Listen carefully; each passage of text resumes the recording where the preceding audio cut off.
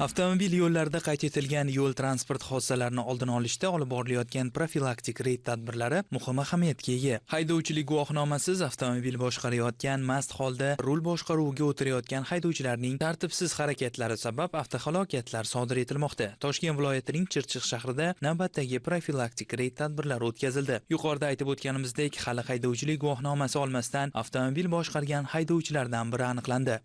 Lacetti avtoulovi to'xtatib tekshirilganda haydovchilik guvohnomasiga o'qimasdan avtoulovni boshqarganligi aniqlandi va vaqtinchalik avtotransport jarima maydonchasiga qo'yildi.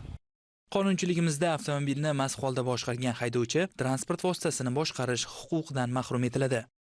Transport vositasi to'xtatib tekshirilganda haydovchilik guvohnomasi haydash huquqidan mahrum qilingani, ya'ni mast holda transport vositasini boshqargani uchun pravasi haydash huquqidan mahrum qilingani aniqlandi hamda transport vositasini yukxonasi ko'zdan kechirilganda ruxsatnomasiz propan tabletka gaz ballon o'rnatilgani aniqlandi.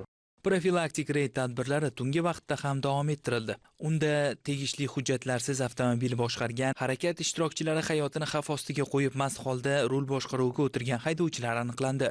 BYD rusumli avtoulov to'xtatib tekshirilganda haydovchilik guvohnomalari va transport texpasporti uyda qolib ketganligi aniqlanib, avtomashina vaqtinchalik jarima maydonchasiga qo'yildi. Avtoulov to'xtatib tekshirilganda haydovchi spirtli ichimlik ichib, avtotransport boshqargani aniqlandi. Bu kabi profilaktik reyd tadbirlari viloyatning boshqa tuman shaharlarida ham davom ettirilmoqda.